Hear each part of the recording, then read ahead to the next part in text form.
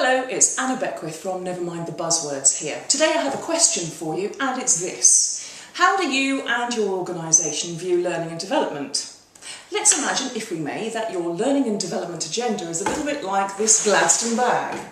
The sort of bag that a doctor in Victorian times would have put all his medicines in and taken it as a mobile pharmacy to his various patients. So what's inside our Gladstone bag, and what exactly does it have to do with learning and development? Ah yes, and here we have the remedial measure. Now these are anti-inflammatories. If you have a problem, you take these, it solves the problem. These were actually prescribed to me a month or so ago because I had a trapped nerve in my shoulder that was actually quite painful. Sure enough, I took the anti-inflammatories and the pain went away. However, the pain was being caused by my poor posture at my PC. If I don't address that as the cause issue, then it's probably not going to be entirely useful to keep taking these. These will have an impact, but actually addressing the cause is going to have more of an impact. I think we all know people, don't we, who kind of get addicted to these, who kind of go on course after course after course after course, and nothing actually changes. Is that because training was being treated as a remedial measure and the underlying causes aren't effectively being addressed? So what else have we here? Some vitamin tablets there.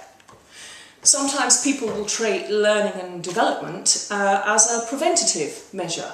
There might be an issue coming up and we want to actually offset any difficulties and challenges that we might face. People who are new to leadership or aspiring to a new position, for example, we train them early, we make sure that we offset any problems by having our vitamins there as a preventative measure.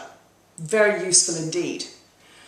It's also worth considering though that if I take these vitamins and I'm drinking too much wine, eating chocolate, eating fast food all the time, these will make a difference and provide me with some vital nutrients, but it's not going to have as much impact as if I am being mindful of everything else that I am doing in terms of my behaviour and my environment. So what else have we here?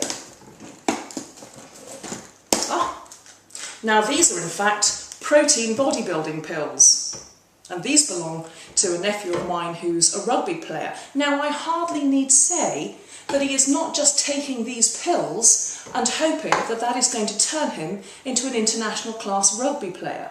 He has a coach, he has a training regime, he works with his teammates on a regular basis, and when he is not in that environment with other people, there is an onus on him as an individual to undertake personal development to make sure that he runs, that he trains, that he does a number of other things that look after and safeguard his own learning and development in that area, his own well-being, his own health.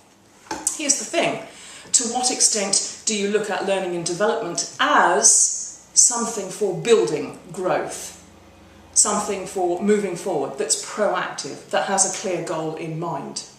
Let's consider that all of these will work in whatever context you have, and let's face it also, organisations will at various times have to take the remedial approach to address specific issues. They will have to have a preventative approach or a forward-looking approach that is the vitamin pill, as it were, that offsets future challenges. They will also have to look at who are the key performers and how are you looking to build and grow those individuals. It's not just about what happens here in the training room though, it is also about what else is happening in the environment that surrounds that. In terms of any learning and development, that is going to be the critical factor. That's going to be where these succeed or fail, where these either have their maximum impact and achieve their potential, or perhaps are just papering over the cracks. Now let's face it, some learning and development organisations aren't particularly interested in any of that, because they've got a product to sell you, and that product is going to solve all your ills. And there we almost come back to the Wild West and snake oil. It'll cure everything. Take this and it'll be fine. You'll be a great leader, you'll be a great communicator, you'll be an influencer, you'll have a personal impact. Snake oil doesn't work.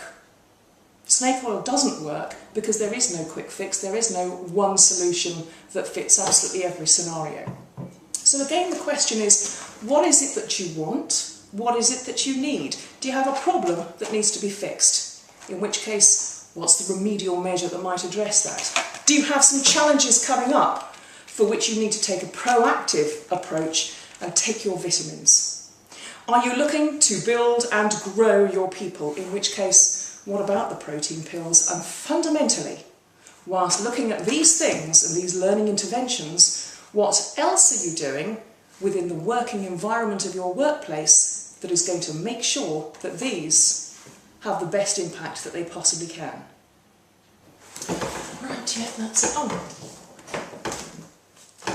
There is something that I haven't covered yet, though, isn't there? And that is, do you actually want to get better? Because in amongst all of this, whether you're looking to solve a problem, you're planning for the future and looking to be able to overcome and offset challenges, and you're building and growing your people, the question has to be asked, why? What's the reason and what's the motivation for anybody to want to change going into the future? That's something that also has to be addressed in terms of the learning pharmacy.